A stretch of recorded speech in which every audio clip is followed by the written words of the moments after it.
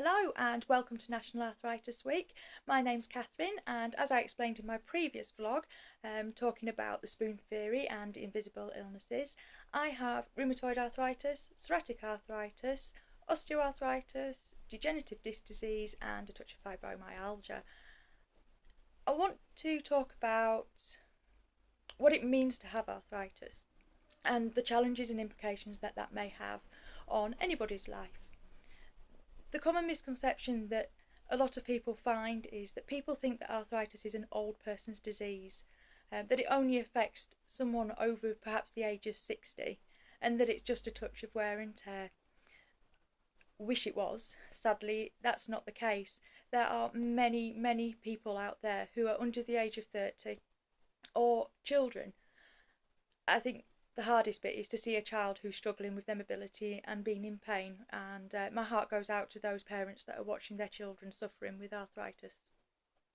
I recently met a lovely young mum who's got a 7-month-old baby. She's such an inspiration, and it was so nice to be able to sit and talk to her and relate to actually what she's going through. And that's something that Arthritis Research UK is absolutely fantastic about. They brought us together for an event and we sat and we spoke for 2 hours non-stop. It was absolutely wonderful. And to know that you're not alone. Somebody to relate to what you're going through can make a world of difference. So getting the message out for National Arthritis Week is a big deal, and it's something that I was keen to take part in. And I'm glad that I am taking part in it. So please share this and get the word out there, just so people can understand. Because somebody pushing a buggy with a young child, you may think, yeah, that's just a young lady, she's pushing a baby, she's fine. But you don't know how hard it was for her to get that baby ready into the buggy and to be pushing that buggy. Our sense of balance is way off. If we fall over, we're going to injure ourselves, and we could break a bone, tendons, ligaments, sprains. All these take a lot longer for us to get over than somebody who is fit and healthy. Now, the winter's coming, although if you looked out the window at the moment, you'd definitely say the winter was here. Here in London, it is very cold and it is very wet and it's very miserable. So, things to get through these winter months. My favourite thing at the moment is my fleecy socks. They don't have to be expensive. These were pretty cheap actually, and I got 2 pairs for £6, so bargain. Keep my feet nice and toasty and warm, because getting a chill on the bones, they take a long time to warm up. Also, have an absolutely wonderful hot water bottle. It's a must for these winter months, keeping yourself nice and warm. Now, heat and ice, although we don't want to be putting ice on at the moment, is really good for getting swelling and inflammation down. It's a good source of pain relief as well. I use it. It's absolutely fantastic on my lower back and my hip, which are causing me the main problems at the moment, as well as my hands. You can see my trendy wrist splints here with my lovely loom band that my kids have made just to jazz it up a bit. Now, someone with arthritis may or may not have lots of hospital appointments. If you have one of the autoimmune conditions such as rheumatoid arthritis, you're going to be seeing a rheumatologist, possibly a physiotherapist, maybe a rheumatologist nurse, your GP, or what else? Maybe a bone surgeon as well, to be checking the state of your joints. Now, I have plenty of these. These are my appointments, and I have lots in a month. I'm glad that they give me a list of them, otherwise I completely forget. Somebody with arthritis will also have plenty of blood tests. These are my blood test forms for the next 6 weeks. I have one every 2 weeks, and that's to check my liver results, just to make sure that my medication's not damaging something else in my body while it's helping my arthritis. Also have to carry one of these. This one's for the methotrexate treatment. If you read the side effects, they really are not nice. But it's the price that we pay to try and live a normal life, to be able to get out and about, maybe just do the shopping, just feel vaguely human, if you get what I mean, if we know what human really feels like. So we take these drugs. Now, methotrexate is not a nice drug, and for any couple it would have implications if you wanted to have a family. you can't take this, you need to come off it in 6 months, then you can try having a family. I'm really lucky that it's not a decision that I've had to make because my family's complete. But somebody who's younger maybe, or in a relationship and wanting children, they're then going to have to make the decision between taking a drug that's going to help them and then perhaps having a family. And that's a decision that I wouldn't want to make, and it's a really hard decision. These are a godsend. Little tubs with the day on, and then you just divide your medication up so that you don't forget to take it.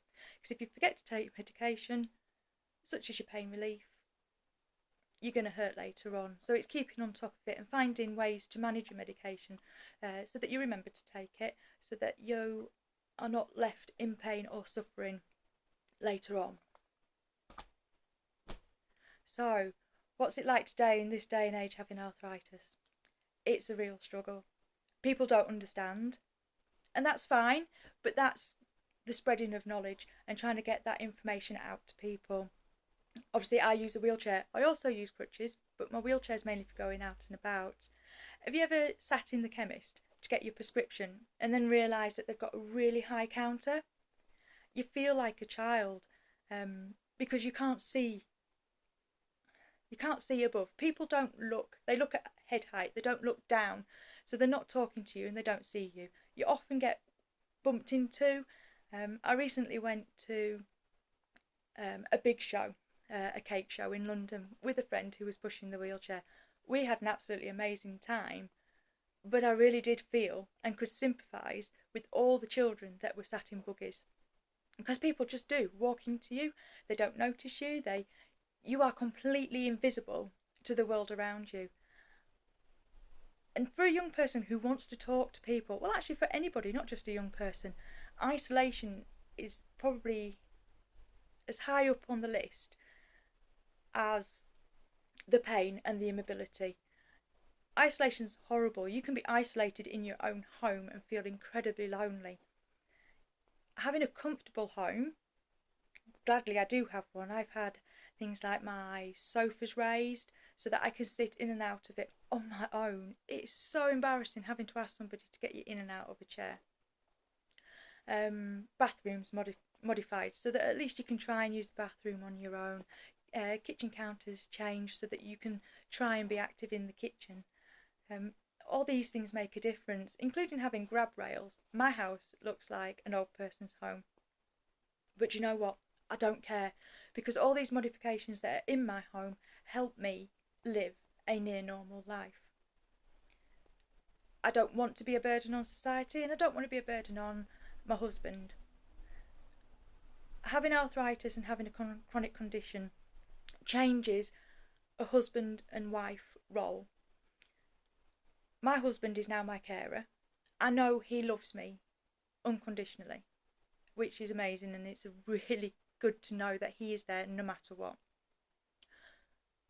But it's really hard when somebody who was your lover and your husband then becomes your carer. And there's not enough support out there for partners, husbands and wives of somebody who is living with a chronic condition such as arthritis. And someone just needs to set up a group somewhere so that they can sit and they can talk. Because me being isolated is one thing, but then isolating my family because of my condition, that shouldn't happen. We are lucky that we have some amazing friends that my husband can talk to, but it's not like that for everybody.